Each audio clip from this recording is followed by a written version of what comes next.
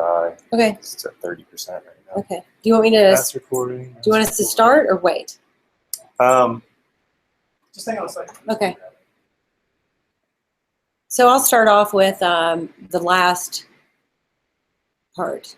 Okay. About what I was going to say is how sometimes when there's projects like this, and it's not just with the college of media, it's with anyone, but it's seen as, oh, well, you'll hear here in a minute. Okay.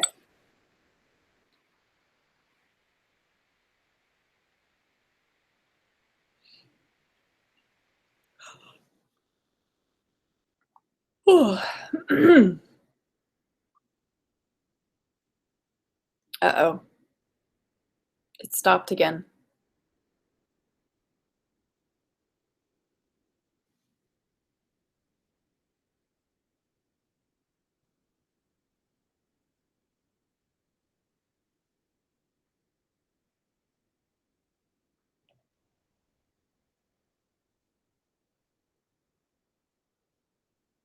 Shoot.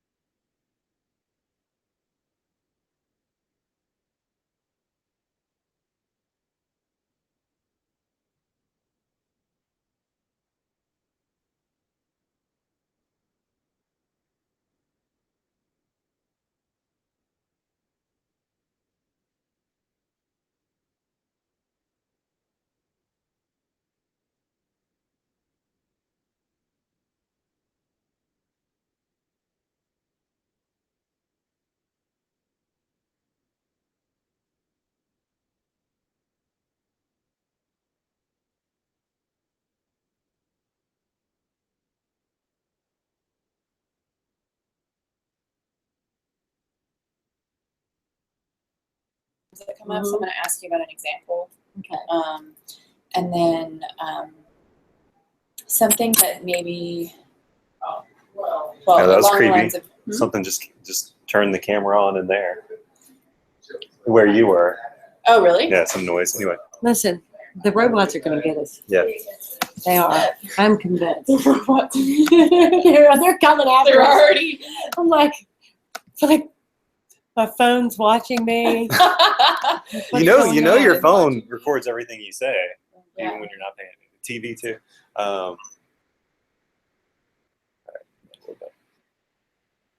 All right, if it does it again, we'll just switch computers. Okay. Okay, so you're going to ask me about an example Yes, of that? an example. But do you want me to finish the one first? Yes, I do want you to Okay. finish. Are you going to ask me and Yes, then I'll I say will it? ask you. Okay. And then I'm going to also ask you about the value of trust, sort of as a bigger, broader idea, all of these sorts of things. But, and then we'll go back to the questions. Okay. So, okay. Did you send me another one? No, it should be the same one. Oh, It's the same one.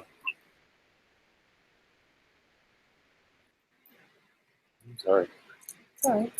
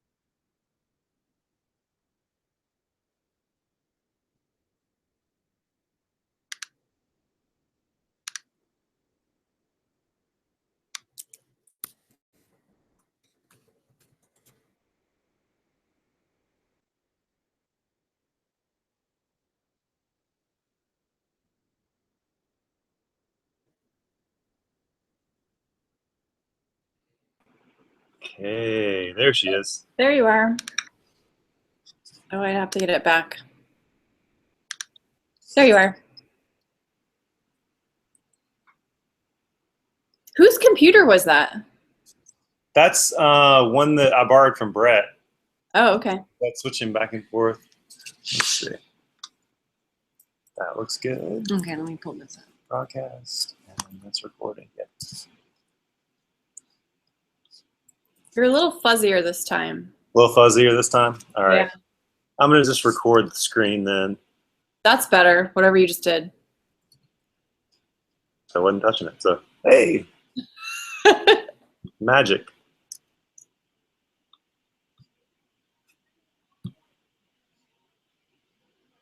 Okay, so is this on encrypted? Yeah, it's on encrypted. All right, I think you're good to go. Okay. Hopefully it won't die again. All right. Thanks. Take number 3. Okay, let's try it. Okay, where you left off. Okay, so another potentially negative thing for the communities, I guess, is that, or these types of projects, is that, you know, WVU is really involved in the state as a part of its land grant mission, but, you know, a lot of communities are very welcoming of that, and ours definitely were, but I think we have to be careful to just not be seen as, oh, here comes WVU and their students, and they're just going to do this project for this one time, and it's not, you know, there's not really any buy-in or commitment to our community. So I think it's important, you know, to be genuine about that, if that's the case, if you're going to be working with the community, and how important it is to show them that it's a meaningful project, especially with something like the Community Branding Initiative, because it is. It's more than just, hey, we're going to go here, we're going to do a cleanup for one day and then leave. It's not that. It's,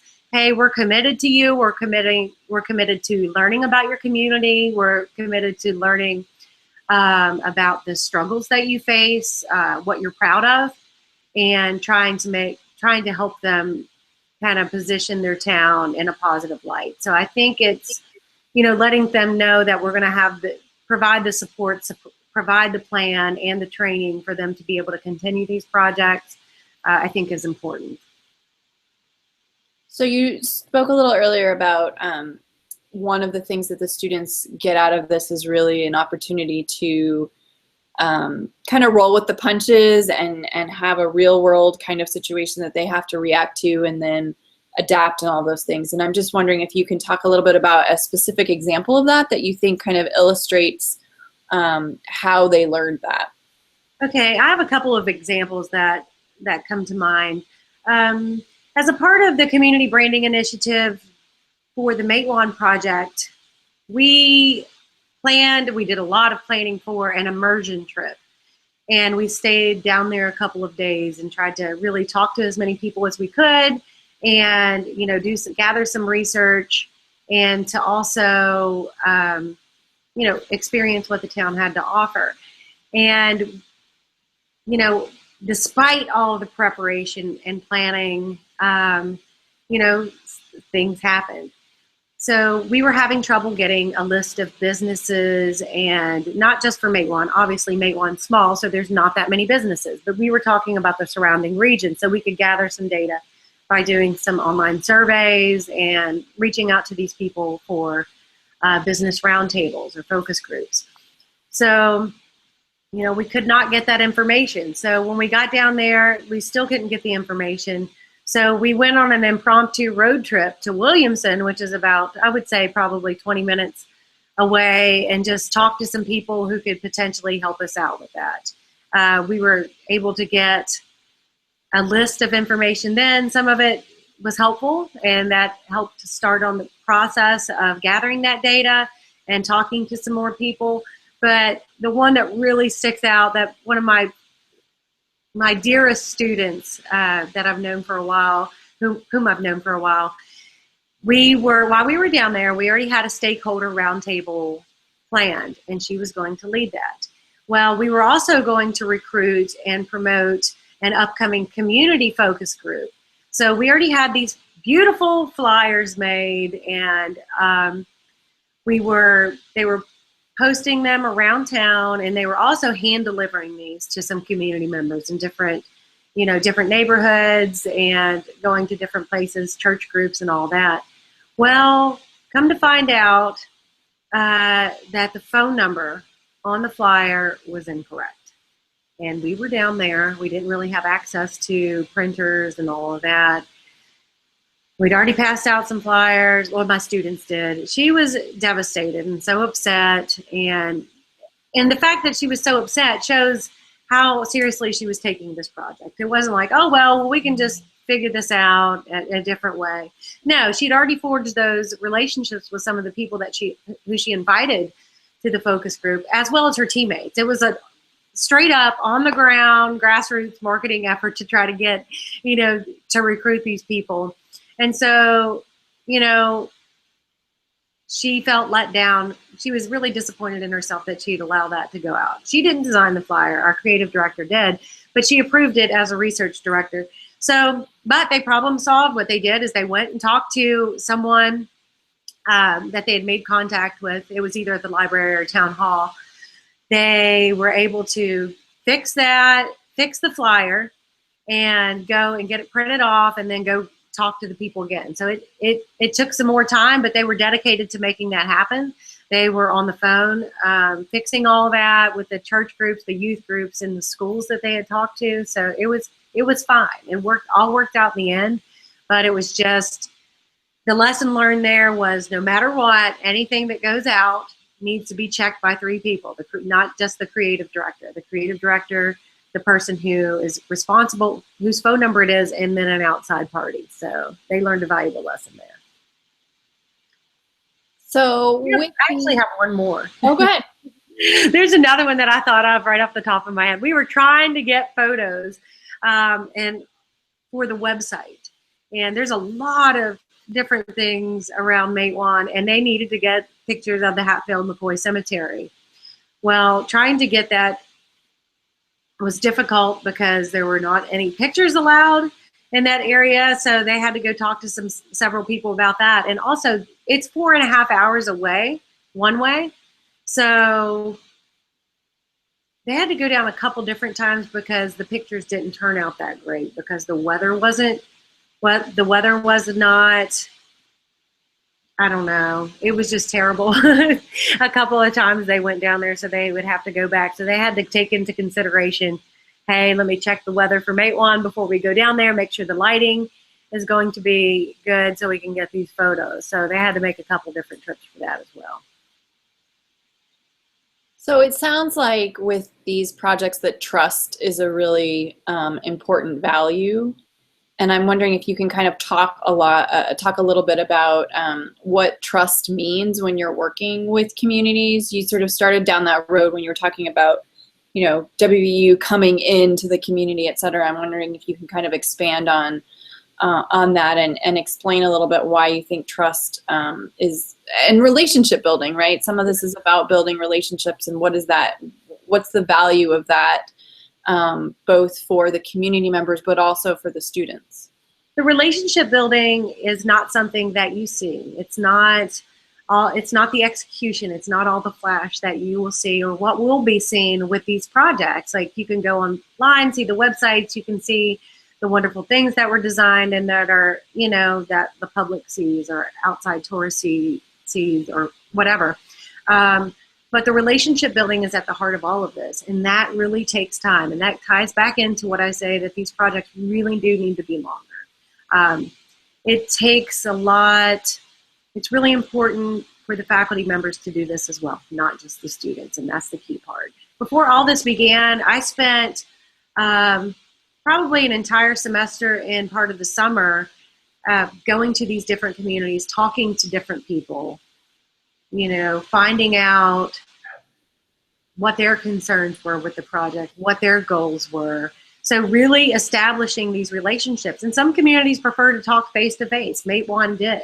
So there were a few trips. My students had to go down there every week. When we figured out that we weren't really getting the responses on email or through phone calls like we needed, my students were so committed that they would drive down. They literally drove down to Matewan. Someone was in Matewan every week of the semester from September, I would say, through the end of November, maybe even the beginning of December, except for like 1 week in there, and that was for the holiday. So doing things like that, showing that you're committed, earns trust, but also there has to be trust earned. You know, you have to earn the students' trust as well. The communities or the key leaders there have to earn the students' trust, because we need to know that they're providing accurate and truthful information, because if not, then we're putting the wrong type of information out there. So that the relationship building, I mean, that is at the cornerstone of public relations. I know it's strategic communications efforts that we do, but that's really where the public relations steps in. If you do not have the relationship established and built from the start, then it's going to fail.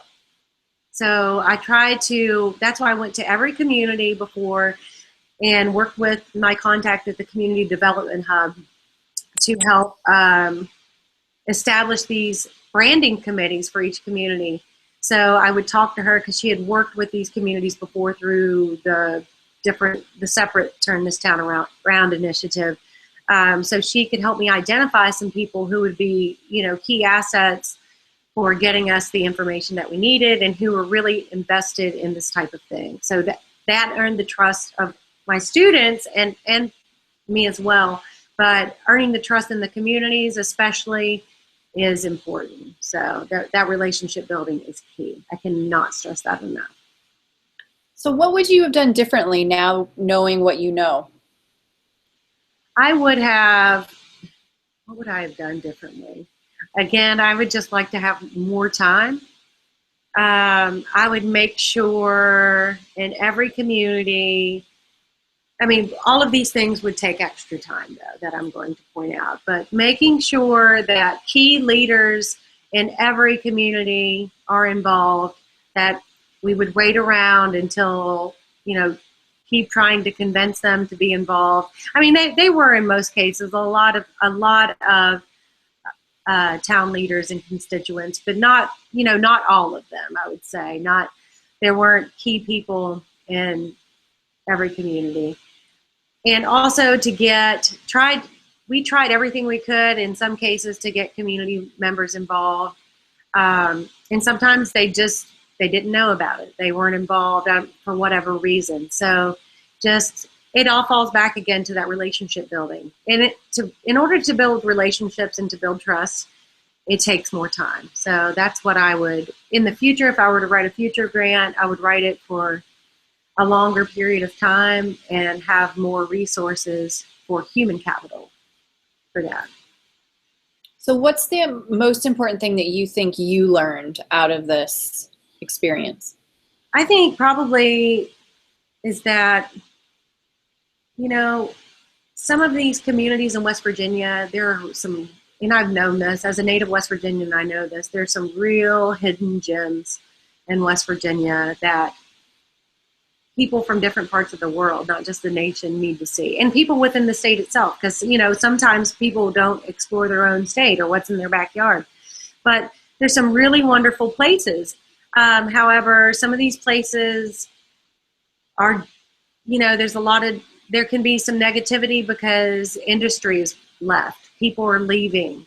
And we can look at this as a positive, though, where we can use these types of things to tell the stories of these communities and to show what these towns have to offer and to bring people together to kind of lift them up. And also it could provide, a new life for these communities while also enriching pride, like having a new source of pride for the communities. So, I mean, doing that and also that our work really matters, and just the act of us going there and asking questions and showing an interest and getting people to talk about the communities, I think that in itself is a positive thing, because they're like, hey, someone out there does care about us. Maybe we are interesting. Maybe we do have something to offer, because what we heard a lot, well, there's nothing here. There's nothing for people to do. There's nothing this. But when we got people talking about it, well, what about this? What about that? What about this? What about these things? And so they were like, oh, yeah, we do have that to offer. And we do have this history. And there's, it started, you could see the sense of pride increase in these communities. So that should not be discounted, just those conversations themselves. So that's one of the things I learned. And I think there's a lot of potential for these types of projects to continue if there is support available and resources, both, of course, funding and the time and the people to do it. And I think there's a real need for it within the state, and some partnerships possibly with the Division of Tourism to do these types of things, because, certain industries and certain communities are leaving, whereas rebranding a community and or just branding it in the first place to show people, to give it an identity, to let people know what it has to offer. So other people may want to come and visit and check it out, because the whole state's, there's a lot of rich history in every part of the state. So what about the students? What do you think the most important thing is that they learned out of this? Well, I guess there's a couple of things. I'll just say two things that come to mind. One of the main things is they go to school here. Some of these people are from larger areas. Some of these people are from different parts of West Virginia even. Just say, what if you're from the Wheeling area, or the Eastern Panhandle? Maybe you never been down to the southern part of West Virginia. So I think it's really eye-opening to see different areas and to meet different people and the struggles that they face and the things that they champion and celebrate. So I think that is, just seeing that moment, that light bulb moment when they go there and they're like, oh my gosh, this isn't just the project that we've been talking about in class. We're going to be doing real work. This is serious. Oh my gosh, I'm going to freak out. Those types of things, and applying those skills that they had learned about, and they're making that connection, I guess, from theory to practice. The things that I'm teaching them in the classroom, saying you need to do your research about this. You didn't do the research on this. This is why you need to do this. And then making that connection, it's like, oh, okay, this is why we needed to know how many people are interested in this particular type of activity in this region. So making those connections. Also being able, there's a real connection from this type of community work that I don't think the students would have had otherwise, not even through an internship, because they're going there, boots on the ground type of branding. And again, it ties back to the relationship building, but they feel real ties to these communities, and they're real proud of the work that they're doing. And I think it totally changed the course of it. It's good that these were a part of a capstone project, because it really was, in a lot of cases, the capstone to these students' education. It took all of the skills and knowledge that they had learned before, especially within the major, and they were able to apply a lot of that to these, whether it's interpersonal communication, negotiation skills, design skills, social media, digital media, whatever it was. So just seeing that their education is legit, that, we're teaching you this for a reason, you can apply it in this situation, and your work does matter. Is there anything that surprised you about the experience? Yes, some things did. I knew it would be a struggle for Matewan and Whitesville, because, this wasn't the only thing we were working on. So I think the next time that, for the faculty members' sanity, that probably that's the only project or class that they should be working on in a given semester. And then also for the students, it's a tremendous time commitment, especially when you're working so far away. Matewan was 4.5 hours one way. So when my students would go down, it would be a 9-hour, just say a 9-hour round trip.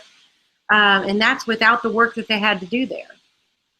And Whitesville was about 3.5 hours away. So Grafton is pretty close. So that was easier. That was, that wasn't a problem for them.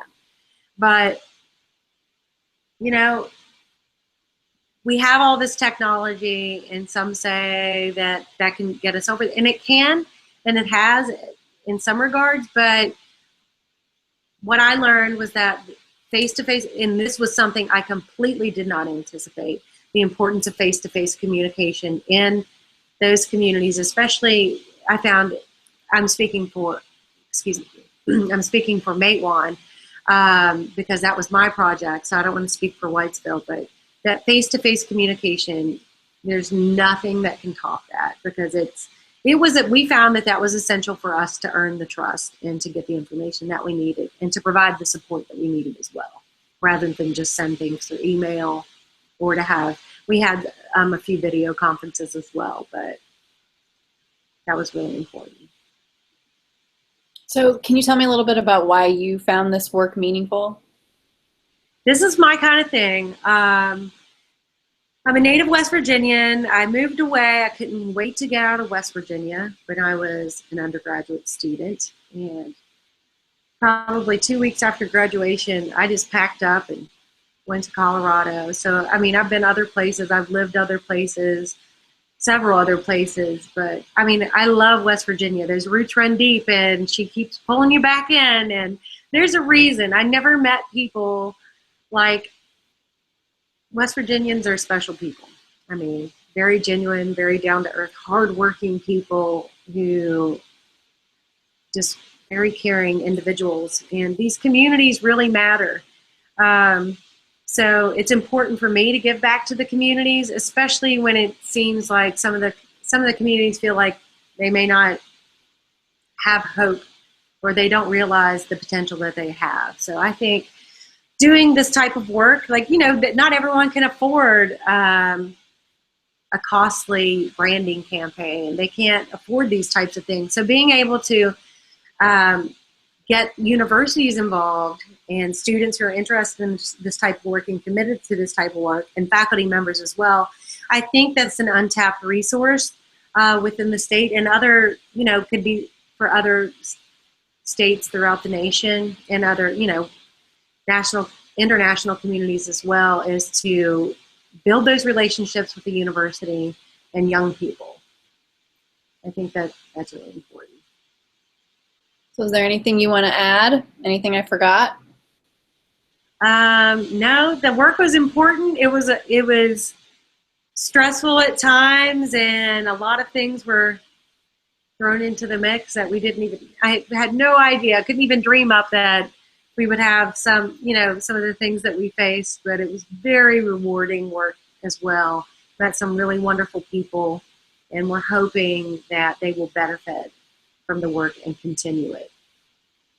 So what was fun about this? What was the most fun thing that you did? You know what? The relationships I developed with my students, I love them so much. We had a lot of fun. We were stressed out doing some crazy stuff. We would have to stay up late and vlog and do all this crazy stuff. I was pregnant. So I was teaching them all new things. Just funny times. The weirdness really came out. The personalities really came out. But I would say meeting people. My students got to ride an airboat on the Tug River. They got to just seeing them experience a side of West Virginia that they hadn't seen before. That was my favorite part of all this. And watching Julia's students go experience Grafton, do different things there as well. Watching Gia Pressgrove students work with elementary school kids to paint the mural. It was just watching them in action in the community. It's not all, we did a lot of great digital things, but my favorite part was seeing them within the communities. Like my students visited churches even. They were everywhere. So seeing them involved, just that relationship building was my favorite part.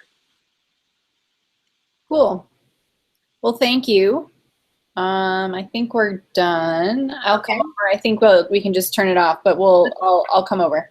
Okay, perfect. Thanks. Thanks.